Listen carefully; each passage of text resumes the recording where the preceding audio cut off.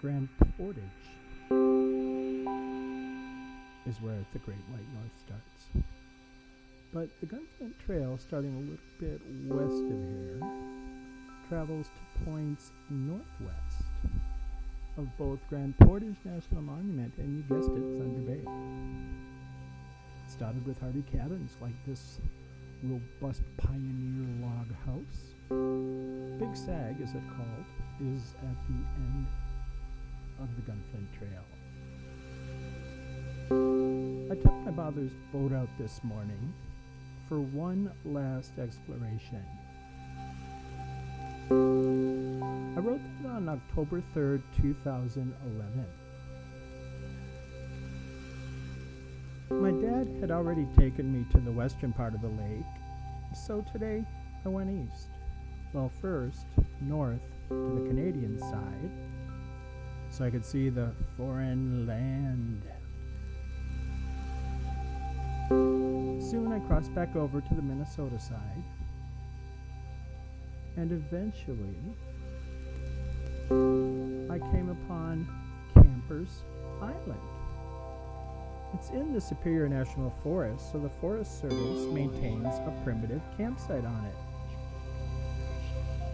My father had told me every winter someone erects a base camp, wall tent, etc., and lives there all winter long.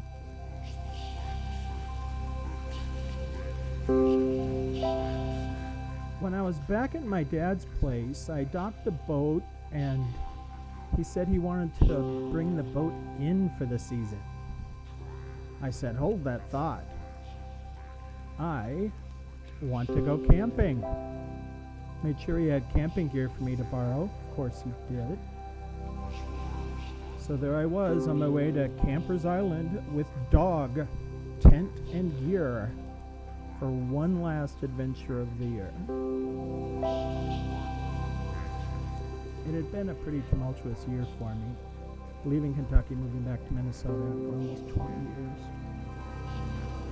It took me a while to acclimate to this northern woods.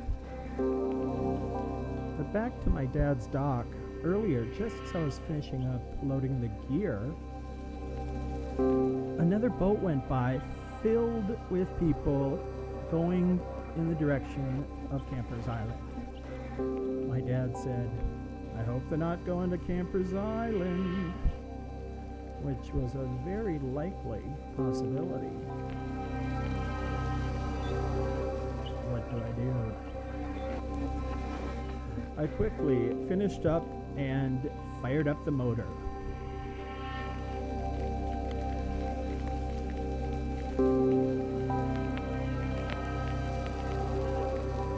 My dad's boat looks like the average fishing boat, but it's actually powered by an outboard motor with 50 horsepower. I merely sped out to the center of the lake, widely giving them a berth, passed them up without them even knowing I was going anywhere, had my campsite picked up, set up, and then finally the other boat came chugging by. They beached at the mainland across from the island, near another U.S. Forest Service campsite. It was adjacent to Bridle Falls, a popular hiking trail in the area. I wondered if I had grabbed the campsite that they were hoping for. Although there's only one fire grate, which defines the official campsite, the island is big enough to handle multiple parties. However, before I'd even got dinner started, the party must have completed their hike to Bridle Falls because they returned back to their resort. Oh God, the sunsets were beautiful. I only took 2 pictures, but I tell you, I didn't need to take any more.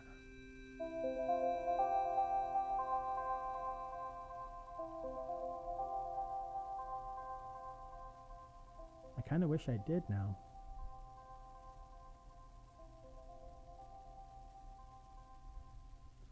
The next morning, after a really good night's sleep, I was a little congested, so I coughed. And surprisingly, I was answered with a response out in the bay. It was an otter floating on his back, 20 feet offshore. Okay, the response was more of a gurgle and a spit, and he did flash around a bit. I think he might have waved. Went back under. He resurfaced and started playing around again. Otters.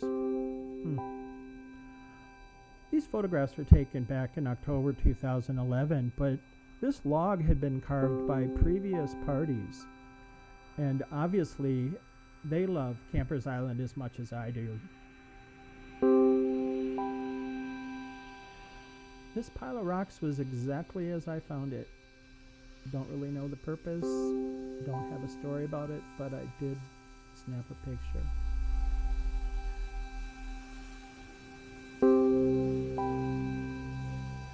This is filmed on location in Minnesota's Arrowhead region, specifically Thompson Hill and Duluth, Highway 61, Gooseberry Falls State Park, Grand Portage National Monument, the Gunflint Trail, the Gunflint Pines Resort at the Moosehead, and of course Superior National Forest. Well, this is pretty much the end of the movie, but the song is still going on.